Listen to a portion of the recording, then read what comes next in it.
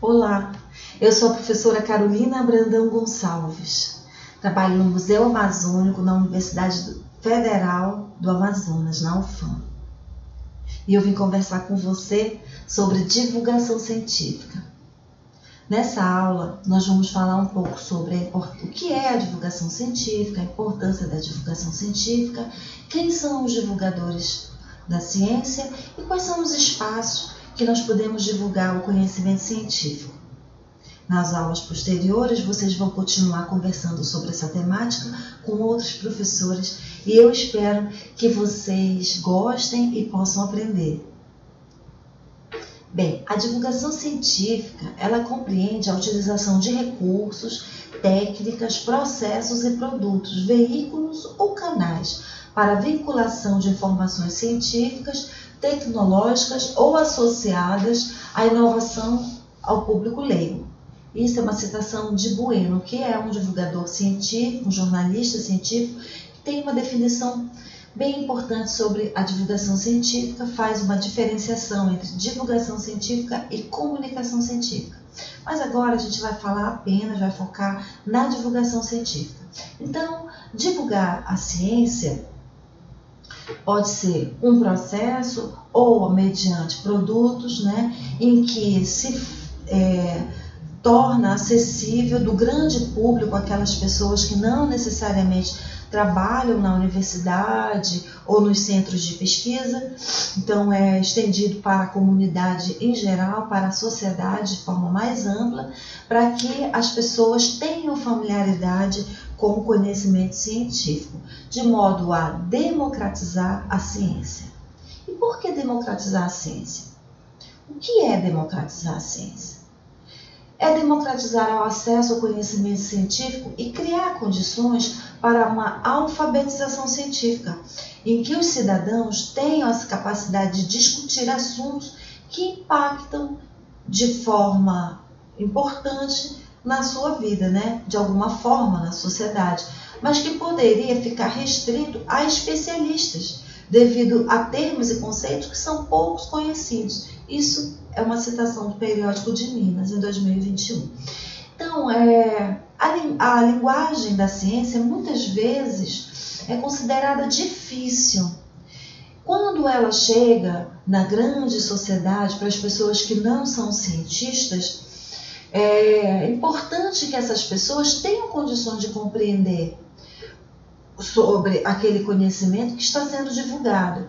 E para isso é realizado um trabalho de comunicação dessa linguagem, desse conhecimento, para que todos não tenham mais dificuldades em compreender aquilo que os cientistas, pesquisadores, professores, jornalistas científicos pretendem divulgar. E também possam, ao compreender o conhecimento científico, dialogar com esses divulgadores. Que o grande público não seja inerte, não seja passivo.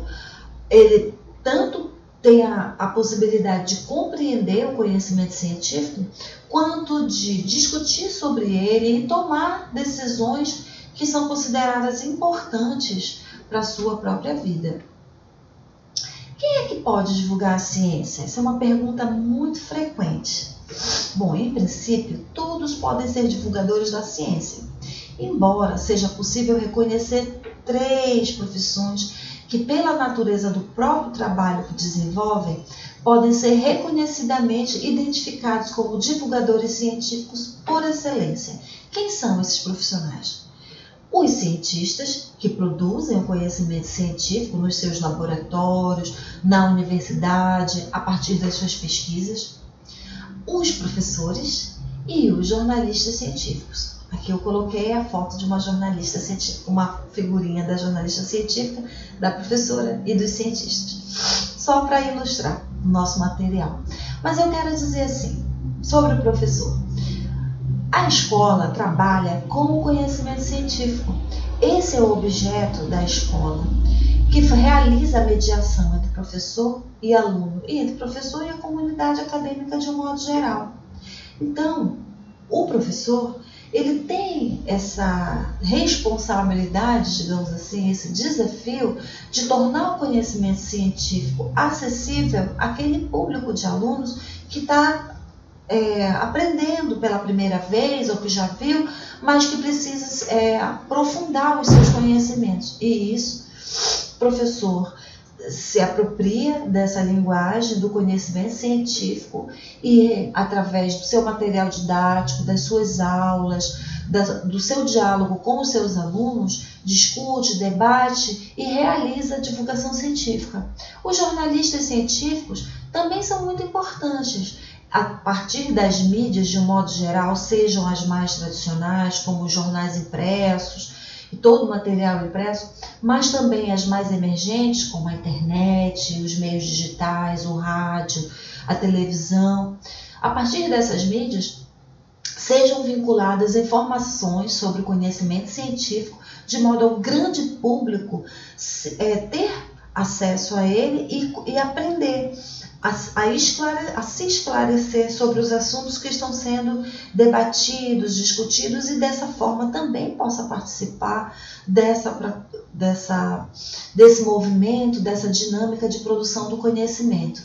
Então, esses três profissionais, os professores, os cientistas e os jornalistas científicos, eles são fundamentais como atores na divulgação científica. E aquelas pessoas que não são cientistas, mas que querem divulgar o conhecimento científico, eles precisam do acompanhamento e da orientação desses atores, desses profissionais, para que a informação seja mantida na sua fidelidade, que não haja aligeiramento na informação. Então, é muito importante que os profissionais da divulgação científica acompanhem o público leigo nos seus processos de compartilhamento da ciência.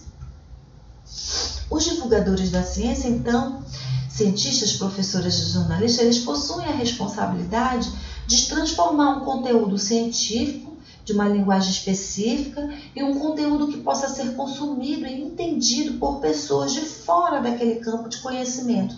Eles têm a responsabilidade de ajudar a sociedade, de um modo geral, a entender, se aproximar e valorizar o conhecimento científico. E os espaços de divulgação científica? Nós temos vários, eu trouxe aqui alguns.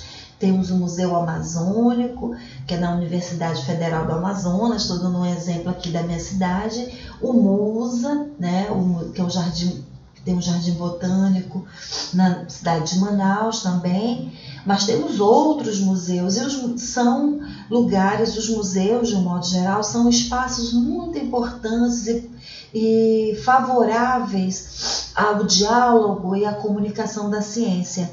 Então, os trabalhadores de museus podem desenvolver atividades pedagógicas de cunho de natureza da divulgação científica para dialogar com os seus visitantes, com o seu público, especialmente os estudantes, mas também os visitantes eventuais que estão ali e que querem aprender. Não precisa ser um museu de ciências. Todos os museus, eles já carregam em si essa natureza pedagógica, educativa e os seus vínculos com o conhecimento científico. As escolas, outro exemplo, a gente já comentou, mas vale ressaltar, que é a escola e a nossa lei, a Constituição Federal, né, nossa lei magna, deixa claro que é laico o ensino, portanto, todo conhecimento que é desenvolvido no âmbito da escola, ele provém da produção científica. Embora o professor e seus alunos tenham uma fé, uma aproximação talvez com o divino, o conhecimento científico é que deve mediar as práticas pedagógicas e não outro. A cidade e os parques. A cidade é rica em conhecimentos e em possibilidades sobre a ciência. E tanto o professor, como as famílias podem desenvolver um diálogo nos diferentes espaços da cidade, parques, por exemplo, mas a cidade como um todo, porque a cidade carrega uma história e tem elementos que podem fazer o diálogo entre o conhecimento científico e aquele contexto, aquele espaço. E as tecnologias, as mídias de um modo geral, elas são os veículos, né, do conhecimento científico. Então, tanto as mídias tradicionais, como o rádio, a televisão, que são mídias mais antigas, como os computadores, a internet, celulares e outros, né, são veículos de comunicação e de divulgação da ciência, usados de forma ampla, tanto pelos jornalistas científicos, quanto pelos cientistas, produtores do saber científico e dos próprios professores. Atualmente, nesse momento, nós estamos, como professores, sendo convocados a conhecer mais sobre as tecnologias e utilizar no contexto da nossa sala de aula para compartilhar o saber científico e para ajudar nossos alunos a também compartilhar e produzirem os conhecimentos da ciência. Então, é muito importante que nós nos familiarizemos com esses veículos e possamos agregar valor a esse processo de popularização do saber científico. Muito obrigada. Gostaria de agradecer, né, por essa atenção de vocês e espero que vocês possam continuar aprendendo com os próximos colegas, professores.